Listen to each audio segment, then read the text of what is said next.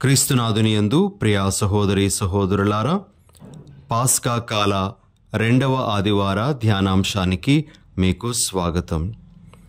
ఈ ఆదివారాన్ని మనము దివ్య కారుణ్య ఆదివారం అని పిలుస్తూ దివ్య కారుణ్యమూర్తి మహోత్సవాన్ని కొనియాడుతాం. ఈ సందర్భంలో మొదటిగా దివ్య కారుణ్య భక్తికి సంబంధించినటువంటి కొన్ని విషయాలను మనము జ్ఞాపకం చేసుకోవడానికి ప్రయత్నం చేద్దాం. గతంలో ఇచ్చినటువంటి ప్రసంగాలలో దివ్య కారుణ్య భక్తికి సంబంధించినటువంటి కొన్ని విషయాలను తెలియజేయడం జరిగింది. మరి ఈరోజు మరికొన్ని విషయాలను ఈ దివ్య కారుణ్య భక్తికి సంబంధించినటువంటివి మీ ముందు ఉంచాలి అని అనుకుంటూ ఉన్నాం. మొదటిగా ఒక అద్భుతం, దివ్య కారుణ్య భక్తి ద్వారా కలిగినటువంటి ఒక అద్భుతాన్ని మీతో పంచుకోవాలి అని అనుకుంటూ ఉన్నాను. 1990వ సంవత్సరంలో ఊగో ఫెస్తా అనేటువంటి ఇటలీ దేశానికి చెందినటువంటి ఒక వ్యక్తి జీవితంలో దివ్య కారుణ్యమూర్తి చేసినటువంటి ఒక గొప్ప అద్భుతాన్ని మీ ముందు ఉంచాలనుకుంటూ ఉన్నాను. ఈ ఊగో ఫెస్తా అనేటువంటి ఆయన ఒక రకమైనటువంటి నరాల బలహీనత అనేటువంటి వ్యాధితో బాధపడుతూ ఉండేవాడు. ఈ వ్యాధి వలన నరాలన్నీ కూడా బలహీనపడి అతడు నడవలేనటువంటి పరిస్థితికి కూడా రావడం జరిగింది. అయితే ఆయన 1990వ సంవత్సరం ఏప్రిల్ 28వ తారీఖున రోమ్ నగరానికి వెళ్ళడం జరిగింది.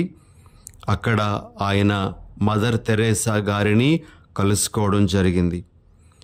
అయితే మదర్ తెరేసా గారి మఠానికి చెందినటువంటి కొంతమంది అమ్మగారులు అతని యొక్క వ్యాధి పరిస్థితిని గమనించి అతడు ఒక దివ్య కారుణ్య పుణ్యక్షేత్రం జర్మనీలో ట్రెంట్ అనేటువంటి ప్రాంతంలో ఉంది, అక్కడకు వెళ్ళి జ్ఞానవడకం చేసుకోమని సలహా ఇస్తారు. అయితే అతడు దానిని తిరస్కరిస్తాడు. అక్కడకు వెళ్ళే ఓపిక నాకు లేదు, నాకు శక్తి కూడా లేదు అని చెప్పి తిరస్కరిస్తాడు. అయితే ఒక సిస్టర్ గారు వచ్చి అతనికి 5 దివ్య కారుణ్యమూర్తి చిత్రపటాలను, మెడలో ధరించేటువంటి ఒక స్వరూపాన్ని అతనికి అందించడం జరుగుతుంది. అవి తీసుకున్నటువంటి ఊగో మరుసటి రోజు ఆ చిత్రపటాలకు అదేవిధంగా ఆ స్వరూపానికి పోపు గారి యొక్క ఆశీర్వాదం ఉంటే బాగుంటుంది అని చెప్పి పోపు గారి యొక్క దర్శనం కోసం అతడు వాటికన్ నగరానికి వెళ్ళడం జరిగింది. మరి పోపు గారు అప్పుడు 2వ జాన్ పాల్ పోపు గారు, ఆయన ప్రజలను సందర్శిస్తూ అతని దగ్గరకు రావడం జరిగింది. అతని చేతిలో ఉన్నటువంటి ఆ దివ్య కారుణ్యమూర్తి చిత్రపటాలను, ఆ చిన్న స్వరూపాన్ని పోపు గారు ఆశీర్వదించిన తరువాత అతనితో ఎలా ఉన్నావు అని అడిగారట. అప్పుడు ఆ వ్యక్తి ఊగో ఈ విధంగా అంటాడు, నా పరిస్థితి ఏం బాగలేదు, చాలా కష్టంలో ఉన్నాను అని. అప్పుడు పోపు గారు వెంటనే అతనితో ఈ విధంగా అంటారు, దివ్య కారుణ్యమూర్తిని నీ చేతుల్లో పెట్టుకొని ఇలా నిరాశపడిపోతున్నావేమి? నిన్ను నీవు దివ్య కారుణ్యానికి అర్పించుకో, సిస్టర్ ఫౌస్టినా గారిని వేడుకో అని చెప్పి ఆయన ముందుకు వెళ్ళిపోయారట. అయితే ఈ మాటలు అతని మీద ప్రభావాన్ని చూపించాయి.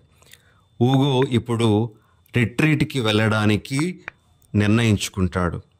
ఆయన రిట్రీట్లో ఆ దివ్య కారుణ్యమూర్తి పుణ్యక్షేత్రంలో వడకం చేసుకోవడానికి వెళ్తాడు. 4వ రోజున అతను వడకంలో ఉంటూ ఉండగా దివ్య కారుణ్యమూర్తి స్వరూపం ఉంది, అతడు ప్రార్థన చేసుకుంటూ ఉండగా అతనికి ఆ కారుణ్యమూర్తి యొక్క చేతులు కదులుతూ ఉన్నట్లుగా కనబడుతుంది. అతడు ఆ కారుణ్యమూర్తి చేతులు తన వైపు చాచినట్లును, మరి గొప్ప వేడి తన శరీరం అంతా ప్రాకినట్లు అనుభూతి చెందుతాడు. అదే సందర్భంలో యేసు ప్రభు లేచి నడువు అని పలకడం కూడా అతడు వింటాడు. ఆ సమయంలోనే అతనికి సంపూర్ణమైనటువంటి స్వస్థత వచ్చి అంతవరకు ఉన్నటువంటి ఆ నరాల బలహీనత పూర్తిగా పోతుంది. చాలా సంతోషంతో తన యొక్క స్వస్థతను అతడు గమనించి ఇతరులతో కూడా పంచుకుంటాడు. అయితే మరలా అదే సంవత్సరము 1990వ సంవత్సరము ఆగస్టు 19వ తారీఖున ఊగో మరలా వాటికన్ వెళ్తాడు. వెళ్ళి 2వ జాన్ పాల్ పాపు గారిని కలుసుకొని అతనికి దివ్య కారుణ్యమూర్తి చిత్రపటాన్ని బహూకరించి, మరి కొన్ని నెలల క్రితం ఆయన తనతో మాట్లాడినటువంటి విషయాన్ని గుర్తు చేస్తాడు. అంతేకాకుండా ఆ చిత్రపటంలో తన యొక్క స్వస్థతను చూసినటువంటి వారు, సాక్ష్యంగా నిలబడినటువంటి వారు, వారి యొక్క సంతకాలను కూడా ఆ చిత్రపటం మీద తీసుకున్నట్లుగా చెప్పి ఆ చిత్రపటాన్ని 2వ జాన్ పాల్ పాపు గారికి అతడు బహూకరిస్తాడు. ఇప్పుడు ఈ ఊగో ఫెస్తా దివ్య కారుణ్య భక్తిని ఇటలీ దేశమంతటా ప్రచారం చేస్తూ తన యొక్క భక్తిని చాటుకుంటూ ఉన్నాడు. ప్రియమైన సహోదరి సహోదరులారా, ఇది దివ్య కారుణ్యమూర్తి చేసినటువంటి అనేకమైనటువంటి అద్భుతాలలో ఒకటి. ఇలాంటి అద్భుతాలు మనము వింటున్నాము, మనము మన జీవితంలో కూడా అనుభూతి చెందుతూ ఉన్నాం. ఈ దివ్య కారుణ్యమూర్తి మహోత్సవాన్ని కొనియాడుతూ ఉండగా కారుణ్యమూర్తి యొక్క అద్భుత కార్యాలు మన జీవితాలలోనూ జరగాలని, ఆ కారుణ్యమూర్తి యొక్క కరుణ మనలను ప్రభావితం చేయాలి అని మనము మనసారా కోరుకుందాం. అయితే ఈ దినాన సిస్టర్ ఫౌస్టీనా గారు రాసుకున్నటువంటి డైరీలోని 3 ముఖ్యమైనటువంటి విషయాలను మీ ముందు ఉంచాలి అని అనుకుంటూ ఉన్నాను. మరి ఆ 3 క్లుప్తంగా మనము ఈ విధంగా తెలుసుకోవచ్చు. డైరీలో 390వ సంఖ్య, అక్కడ ఈ విధంగా వ్రాయబడి ఉంది: he who knows how to forgive prepares for himself many graces from God. As often as I look upon the cross, so often will I forgive with all my heart. క్షమించడం తెలిసిన వ్యక్తి తనకు తానే అనేక దీవెనలకు సిద్ధపడతాడు. ఎంత తరచుగా స్లీవను చూస్తే అంత తరచుగా హృదయపూర్తిగా నేను క్షమిస్తాను అనేటువంటి మాటలు. ప్రియ సహోదరి సహోదరులారా, క్షమాపణ అనేటువంటిది అనేకమైనటువంటి ఆశీర్వాదాలను కొని తెస్తుంది అనే విషయం ఈ డైరీలోని విషయం మనకు తెలియజేస్తూ ఉంది. దివ్య కారుణ్యమూర్తి మహోత్సవాన్ని కొనియాడుతూ ఉండగా ప్రభువు తన కరుణను క్షమించడంలో మనకు చూపిస్తూ ఉన్నాడు అని గుర్తిస్తూ మనం కూడా క్షమించేవారుగా మారాలి. తద్వారా ఆ ప్రభు యొక్క అనేకమైనటువంటి దీవెనలకు పాత్రులమవ్వాలి. ఇక 2వ విషయం, డైరీలో 1033వ సంఖ్యలో ఈ విధంగా మనము చదువుతాం: When I see the burden is beyond my strength, I do not consider or analyze it or probe into it, but I run like a child to the heart of Jesus and say only one word to him: You can do all things. నా శక్తికి మించిన భారాన్ని నేను చూసినప్పుడు దానిని గూర్చి ఆలోచించడం, దానిని విశ్లేషించడం, లేకపోతే దానిలోనికి పరిశోధనలు చేయడం అనేటువంటిది చేయకుండా ఒక పసి బాలుని వలె యేసు దివ్య హృదయం దగ్గరకు పరిగెత్తి ఒక మాట అంటాను: నువ్వు అన్నీ చేయగలవు అని. ప్రియ సహోదరి సహోదరులారా, దివ్య కారుణ్య భక్తి మనకు నేర్పించే విషయం ఏమిటి అంటే, మన సమస్యలు ఇబ్బందులు ఎంత తీవ్రంగా ఉన్నా సరే మనము ఆ ప్రభువును సమీపించడం మరిచిపోకూడదు అని. ఆ సమస్యల ధాటికి మనము తట్టుకోవాలి అంటే దివ్య కారుణ్యాన్ని మనము గొప్ప శరణ్యంగా పెట్టుకోవాలి అనేటువంటిది ఇక్కడ మనకు వస్తున్నటువంటి ఒక ముఖ్యమైనటువంటి సందేశం. ఇక మూడవ విషయం డైరీ నుండి మనం గ్రహించాల్సినటువంటిది ఏమిటి అంటే డైరీ సంఖ్య 113. అక్కడ ఈ విధంగా వ్రాయబడింది: A soul does not benefit as it should from the sacrament of confession if it is not humble. దీనత లేకపోతే ఒక ఆత్మ పాప సంకీర్తనము నుండి ఆశించినంత లాభమును పొందలేదు అని. పాప సంకీర్తనం చేయడానికి దీనత్వం అనేటువంటిది చాలా చాలా అవసరం. దీనత్వంతో పాప సంకీర్తనానికి వెళ్తే మనము అనేకమైనటువంటి మేలులు పొందగలం అనేటువంటిది ఇక్కడ మనకు తెలియజేయబడుతున్నటువంటి విషయం. ఇవన్నీ మరి ప్రభువు ఫౌస్టీనా గారికి మాట్లాడుతూ తెలియజేసినటువంటి విషయాలు. మనము ఇవన్నీ కూడా ప్రభు యొక్క స్వంత మాటలుగానే మనము పరిగణిస్తాం. మరి వాటిలో ఉండేటువంటి అర్థాన్ని మనము గమనిస్తూ వాటిని అనుసరించడానికి ప్రయత్నం చేయాలి. ఇవన్నీ దివ్య కారుణ్య భక్తికి సంబంధించినటువంటి కొన్ని విషయాలుగా ఈరోజు మన మనసులో నిలుపుకుందాం. ఇక ఈనాటి సువార్త పఠనానికి వెళ్దాం. ప్రియ సహోదరి సహోదరులారా, చాలా విషయాలు మనము ఇక్కడ నేర్చుకోవచ్చు. అయితే ఒక 2 విషయాలను మాత్రము మనము ధ్యానించడానికి నేను మీ ముందు ఉంచుతూ ఉన్నాను. యోహాను సువార్త 20వ అధ్యాయము 19వ వచనము నుండి 31వ వచనం వరకు మనము ఈనాటి సువార్త పఠనాన్ని ఆలకిస్తూ ఉన్నాం. అయితే అందులోన ఒక భావాన్ని మీ ముందు మొదటిగా ఉంచాలనుకుంటున్నాను. అదేమిటి అంటే యోహాను సువార్త 20వ అధ్యాయము 20వ వచనంలో మనము ఈ విధంగా చదువుతాం: ఆ మాటలు చెప్పిన పిదప ఆయన వారికి తన చేతులను ప్రక్కను చూపగా ప్రభువును చూచి వారు ఆనందించిరి. యేసు ప్రభు తన శిష్యులకు మేడగదిలో దర్శనమిస్తూ మీకు శాంతి కలుగునుగాక అని చెప్పిన తరువాత వారికి తన గాయాలను చూపించారు. ఆ గాయాలను చూసినటువంటి శిష్యులు ఆనందించారు అని మనము సువార్తలో ఆలకిస్తూ ఉన్నాం.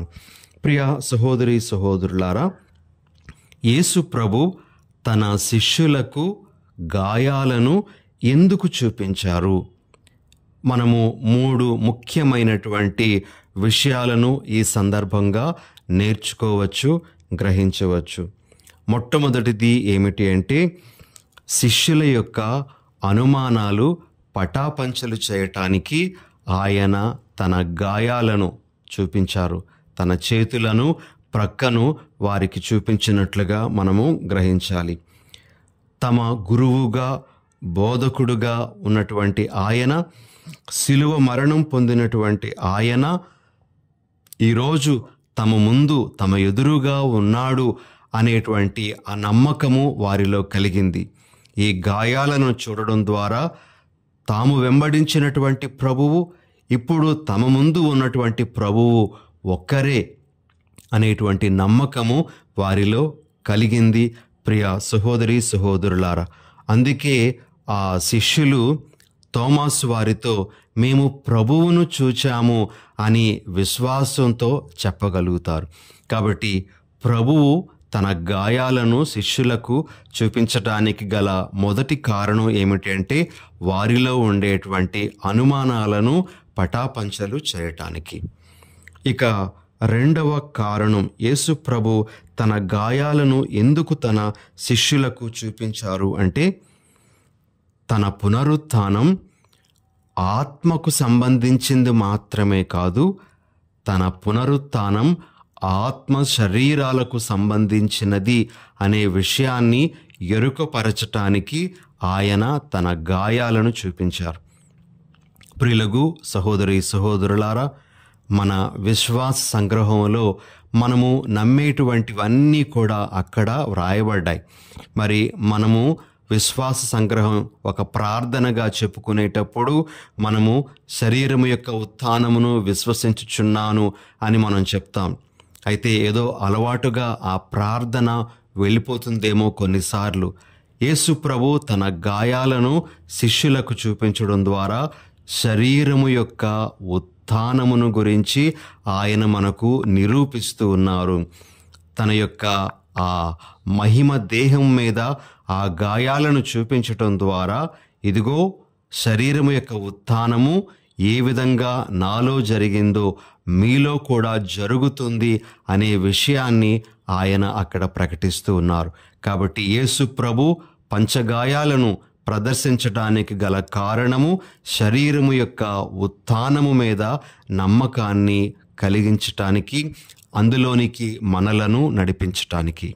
ఇక మూడవ విషయం, యేసు ప్రభు ఎందుకు తన గాయాలను శిష్యులకు చూపించారు అంటే ఆ గాయాలు తన యొక్క విజయానికి సంకేతంగా ఉన్నాయి.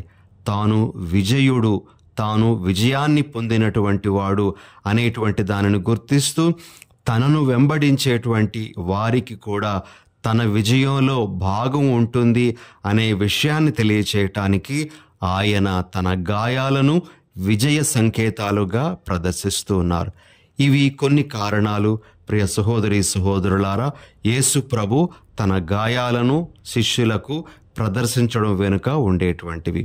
మనము కూడా ఈ గాయాలను చూస్తూ ఉండేటప్పుడు ఆ భావాలన్నీ మన మనసులో పెట్టుకోవడానికి ప్రయత్నం చేద్దాం. నిజంగా యేసు ప్రభు ఉత్థానమయ్యారు అని, ఆయన శరీరం యొక్క ఉత్థానము అనేటువంటి విషయాన్ని మనకు నేర్పిస్తూ ఉన్నారు అని, యేసు ప్రభు విజయుడు అనేటువంటి విషయాన్ని మనము ఆ గాయాలను చూస్తూ ఉండేటప్పుడు మన మనసుల్లో నిలుపుకోవాలి.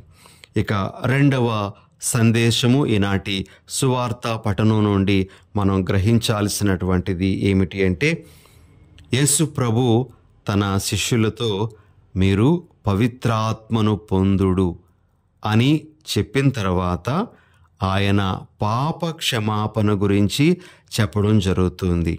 మీరు ఎవరి పాపములనైతే క్షమిస్తారో అవి క్షమింపబడును, ఎవరి పాపములనైనా క్షమింపని ఎడల అవి క్షమింపబడవు అని ప్రభు తెలియజేస్తున్నారు. ఇక్కడ మనము గుర్తించాల్సినటువంటి విషయం ఏమిటి అంటే, పాప సంకీర్తనం ఇవ్వడం, చెయ్యడం ఈ రెండు కూడాను పరిశుద్ధాత్మ నడిపింపులో జరుగుతాయి అని. ఒక గురువు పాప సంకీర్తన తొట్టిలో కూర్చొని అక్కడ పాప సంకీర్తనం ఆలకిస్తూ ఉన్నాడు అంటే అది పరిశుద్ధాత్మ శక్తితో అక్కడ ఆ పాప సంకీర్తనం అనేటువంటిది ఆయన ఇస్తూ ఉన్నాడు. అదేవిధంగా ఒక వ్యక్తి ఎవరైనా సరే పాప సంకీర్తనానికి నిజంగా పశ్చాత్తాప భావంతో వెళ్ళి మనస్తాపపడుతూ చేస్తే అతడిని కూడా ఆ పరిశుద్ధాత్మ శక్తి ఆవరిస్తూ ఉంది అనే విషయాన్ని మనము గుర్తించాలి అని ప్రభు మనకు పరోక్షంగా తెలియజేస్తూ ఉన్నారు. ప్రియ సహోదరి సహోదరులారా, కాబట్టి పాప సంకీర్తనాన్ని ఆషామాషిగా మనం తీసుకోకూడదు. ఇది ఆత్మ నడిపింపుతో జరిగేటువంటి ఒక కార్యముగా మనం గ్రహించి పాప సంకీర్తనం చేయాలి అనే విషయాన్ని ప్రభు మనకు నేర్పిస్తూ ఉన్నారు. మరి ఈ రెండు విషయాలను మనము ఈరోజు మన మనసుల్లో పెట్టుకుందాం. మరి ప్రభు మనలను కోరుతున్న విధంగా మనము నడుచుకోవడానికి ప్రయత్నం చేద్దాం. చిన్న ప్రార్థన చేసుకుందాం. పరిశుద్ధుడైన ఓ మా ప్రభువా, ఈరోజు దివ్య కారుణ్యమూర్తి మహోత్సవాన్ని కొనియాడే భాగ్యాన్ని మాకు అనుగ్రహిస్తున్నందులకే మీకు వందనాలు, స్తోత్రాలు. కారుణ్యమూర్తి యొక్క కరుణను మా జీవితాలలో అనుభూతి చెంది అదే కారుణ్యాన్ని ఇతరుల ఎడల ప్రదర్శించే మనస్సు మాకు ప్రసాదించండి. శరీరం యొక్క ఉత్థానమును విశ్వసించే వరాన్ని మాకు దయచేయండి. పరిశుద్ధాత్మ శక్తితో పాప సంకీర్తనాన్ని సమీపించే వరాన్ని మాకు అనుగ్రహించమని మా ప్రభువైన యేసు నామమున అడిగి వేడుచున్నాం తండ్రి. ఆమెన్.